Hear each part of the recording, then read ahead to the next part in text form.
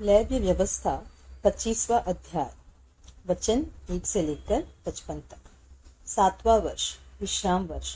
फिर यहोवा ने सीनै पर्वत के पास मूसा से कहा, इसराइलियों से कह कि जब तुम उस देश में प्रवेश करो जो मैं तुम्हें देता हूँ, तब भूमि को यहोवा के लिए विश्राम मिला करे। 6 वर्ष तो अपना अपना खेत बोया करना, और 6हों वर्ष अपनी अपनी दाख की बारी छाट छाट कर देश की उपज इकट्ठी किया करना। परंतु 7वें वर्ष भूमि को यहोवा के लिए परम विश्राम काल मिला करे। उसमें न तो अपना खेत बोना और न अपनी दाख की बारी छाटना। जो कुछ काटे हुए खेत में अपने आप से उगे उसे न काटना, और अपनी बिन छाटी हुई दाख लता की दाखों को न तोड़ना, क्योंकि वह भूमि के लिए परम विश्राम का वर्ष होगा। भूमि के विश्राम काल ही की उपज से तुमको और तुम्हारे दास दासों को और तुम्हारे साथ रहने वाले मजदूरों और परदेशियों को भी भोजन मिलेगा, और तुम्हारे पशुओं का और देश में जितने जीव जंतु हो उनका भी भोजन भूमि की सब उपज से होगा। जुबली वर्ष 7 विश्राम वर्ष अर्थात 7 गुना 7 वर्ष गिन लेना। 7 विश्राम वर्षों का यह समय 49 वर्ष होगा। तब 7वें महीने के 10वें दिन को अर्थात प्रायश्चित के दिन जय जयकार के महाशब्द का नरसिंगा अपने सारे देश में सब कहीं फुकवाना, और उस 50वें वर्ष को पवित्र मानना, और देश के सारे निवासियों के लिए छुटकारे का प्रचार करना। वह वर्ष तुम्हारे यहाँ जुबली कहलाएगा। उसमें तुम अपनी अपनी निज भूमि और अपने अपने घराने में लौटने पाओगे। तुम्हारे यहाँ वह 50वां वर्ष जुबली का वर्ष कहलाए। उसमें तुम न बोना, और जो अपने आप उगे उसे भी न काटना, और न बिन छाटी हुई दाख लता की दाखों को तोड़ना, क्योंकि वह जो जुबली का वर्ष होगा वह तुम्हारे लिए पवित्र होगा। तुम उसकी उपज खेत ही में से ले लेके खाना। इस जुबली के वर्ष में तुम अपनी अपनी निज भूमि को लौटने पाओगे, और यदि तुम अपने भाई बंधु के हाथ कुछ बेचो या अपने भाई बंधु से कुछ मोल लो, तो तुम एक दूसरे पर अंधेर न करना। जुबली के बाद जितने वर्ष बीते हों उनकी गिनती के अनुसार दाम ठहरा के एक दूसरे से मोल लेना, और शेष वर्षों की उपज के अनुसार वह तेरे हाथ बेचे। जितने वर्ष और रहे उतना ही दाम बढ़ाना, और जितने वर्ष कम रहे उतना ही दाम घटाना, क्योंकि वर्ष की उपज की संख्या जितनी हो उतनी ही वह तेरे हाथ बेचेगा। तुम अपने अपने भाई बंधु पर अंधेर न करना, अपने परमेश्वर का भय मानना। मैं तुम्हारा परमेश्वर यहोवा हूँ। 7वें वर्ष की समस्या। इसलिए तुम मेरी विधियों को मानना और मेरे नियमों पर समझ बूझ कर चलना, क्योंकि ऐसा करने से तुम उस देश में निडर बसे रहोगे।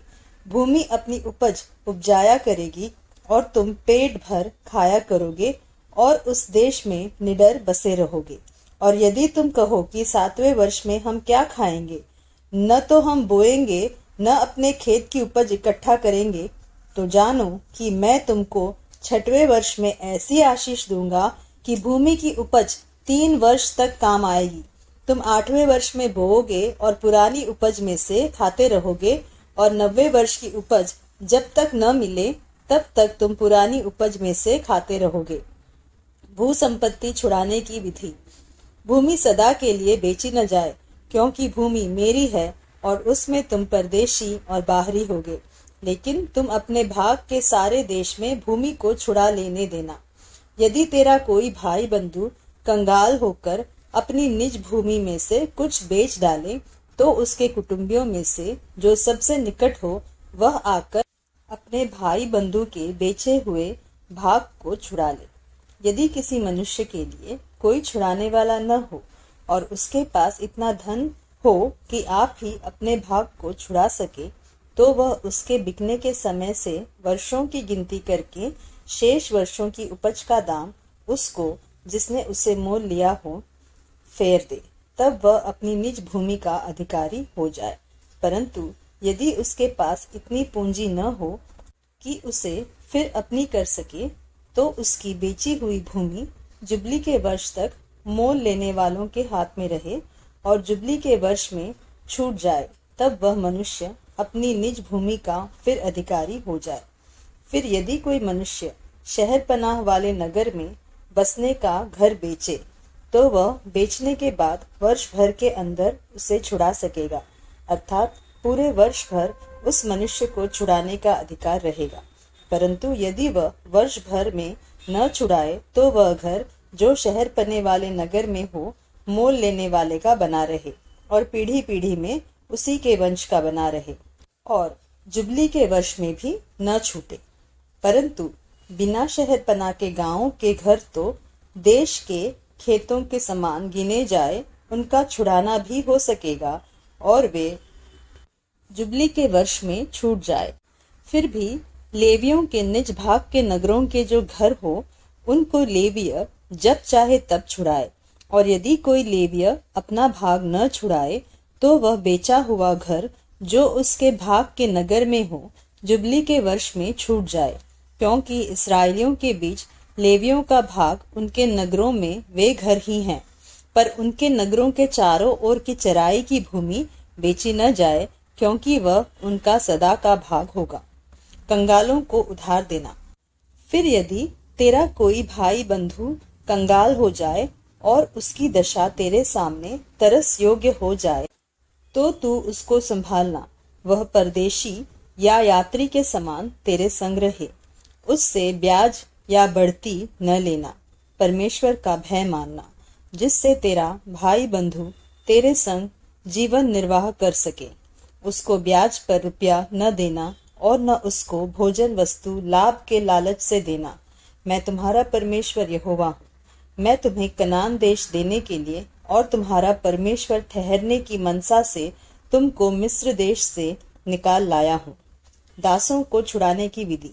फिर यदि तेरा कोई भाई बंधु तेरे सामने कंगाल होकर अपने आप को तेरे हाथ बेच डाले, तो उससे दास के समान सेवा न करवाना। वह तेरे संग मजदूर या यात्री के समान रहे और जुबली के वर्ष तक तेरे संग रहकर सेवा करता रहे। तब वह बाल बच्चों समेत तेरे पास से निकल जाए और अपने कुटुंब में और अपने पितरों की निज भूमि में लौट जाए, क्योंकि वे मेरे ही दास हैं, जिनको मैं मिस्र देश से निकाल लाया हूँ। इसलिए वे दास की रीति से न बेचे जाए। उस पर कठोरता से अधिकार न करना, अपने परमेश्वर का भय मानते रहना। तेरे जो दास दासियां हो, वे तुम्हारे चारों ओर की जातियों में से हो, और दास और दासियां उन्हीं में से मोल लेना। जो यात्री लोग तुम्हारे बीच में परदेशी होकर रहेंगे, उनमें से और उनके घरानों में से भी जो तुम्हारे आस पास हो और जो तुम्हारे देश में उत्पन्न हुए हो, उनमें से तुम दास और दासी मोल लो और वे तुम्हारा भाग ठहरे। तुम अपने पुत्रों को भी जो तुम्हारे बाद होंगे उनके अधिकारी कर सकोगे और वे उनका भाग ठहरे। उनमें से तुम सदा अपने लिए दास लिया करना, परंतु तुम्हारे भाई बंधु जो इस्राएली हो, उन पर अपना अधिकार कठोरता से न जताना। फिर यदि तेरे सामने कोई परदेशी या यात्री धनी हो जाए और उसके सामने तेरा भाई कंगाल होकर अपने आप को तेरे सामने उस परदेशी या यात्री या उसके वंश के हाथ बेच डाले, तो उसके बिक जाने के बाद वह फिर छुड़ाया जा सकता है। उसके भाइयों में से कोई उसको छुड़ा सकता है, या उसका चाचा या चचेरा भाई तथा उसके कुल का कोई भी निकट कुटुंबी उसको छुड़ा सकता है। या यदि वह धनी हो जाए तो वह आप ही अपने को छुड़ा सकता है। वह अपने मोल लेने वाले के साथ अपने बिकने के वर्ष से जुबली के वर्ष तक हिसाब करे, और उसके बिकने का दाम वर्षों की गिनती के अनुसार हो, अर्थात वह दाम मजदूर के दिवसों के समान उसके साथ होगा।